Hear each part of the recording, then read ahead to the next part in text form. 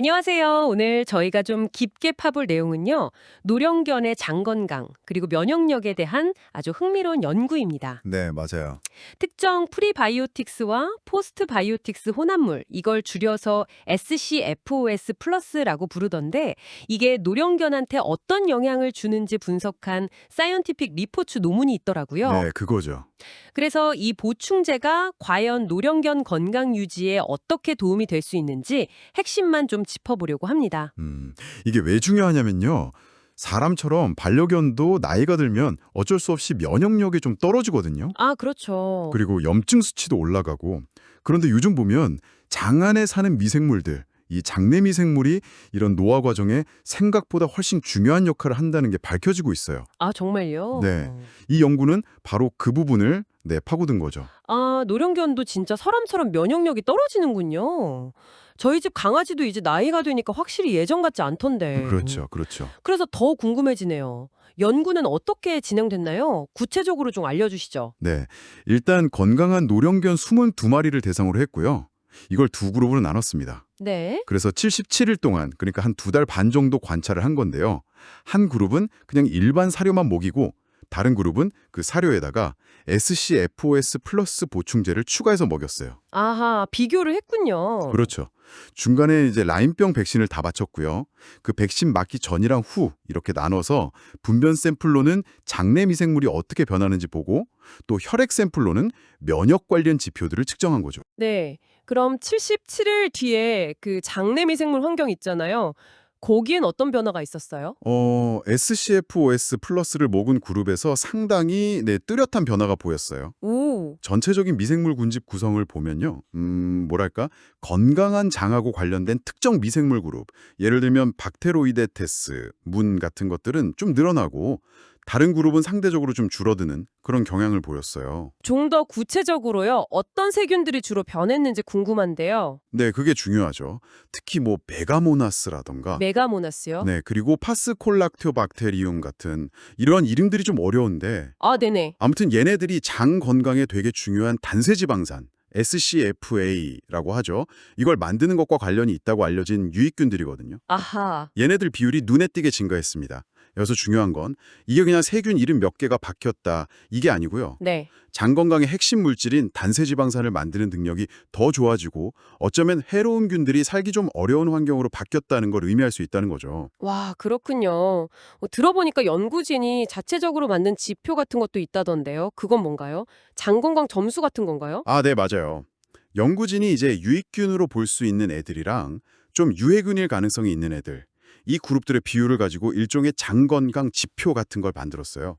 ASB 지수라고 부르던데 네. 이 지수가 SCFOS 플러스를 먹은 그룹에서 더 좋게 나왔어요. 그러니까 장 환경이 전반적으로 봤을 때 유익균에게 좀 더 유리한 쪽으로 변했다. 뭐 이런 신호로 볼 수 있는 거죠. 이거 정말 흥미로운데요. 그럼 이런 미생물 변화가 실제 기능에는 어떤 영향을 줄 걸로 예측됐나요? 그냥 균만 바뀐 게 아닐 텐데요. 그렇죠. 연구진이 이제 유전자 정보를 기반으로 기능을 예측하는 분석 도구 PQRUS2를 돌려봤어요. 네. 그랬더니 SCOS 플러스 그룹에서는 비타민 B군, 뭐 B2, B5, B9, 전구체 이런 것들 합성하는 거나 아까 말씀드린 단쇄 지방산, 특히 프로피온산이나 아세트산 만드는 경로들이 더 활발해질 것 같다. 이렇게 예측이 됐습니다. 아, 비타민 B랑 단쇄지방산요? 네. 이게 왜 중요하냐면 비타민 B는 면역세포가 제대로 기능하고 에너지를 만드는 데 중요하고요.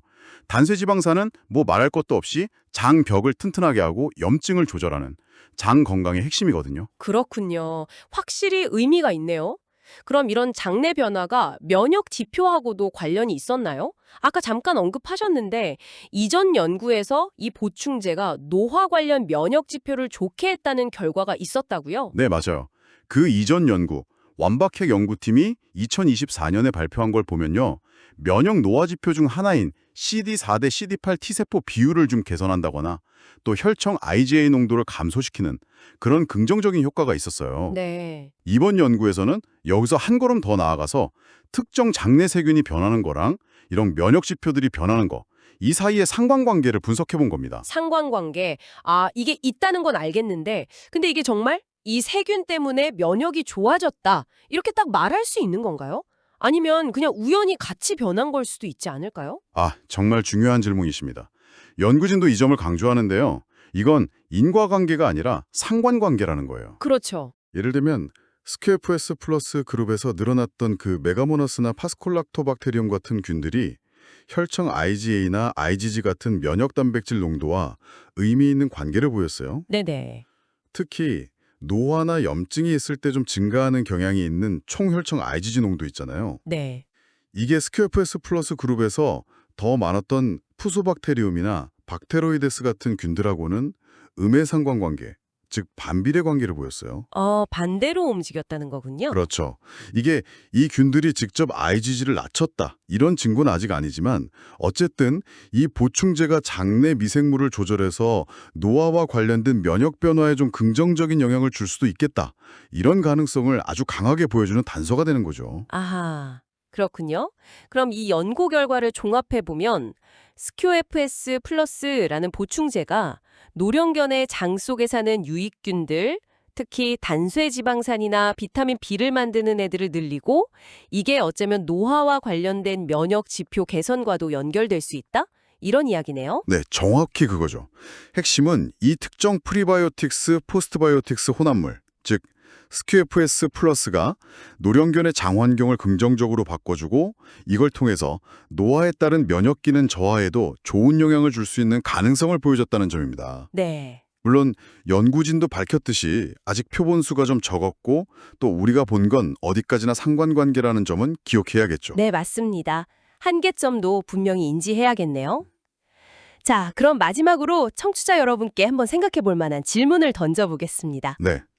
이 연구 결과를 보면 메가모나스나 파스콜럭토박테리움 같은 어떤 특정 세균들이 중요한 역할을 할 수도 있겠다 이런 생각이 드는데요. 그렇죠. 그렇다면 혹시 앞으로는 이런 특정 유익균만 아주 정밀하게 타겟팅해서 관리하는 방식이 노령견의 장 건강뿐만 아니라 전반적인 웰빙, 어쩌면 더 나아가서는 건강 수명 연장에까지 기여하는 다음 단계가 될 수도 있지 않을까요?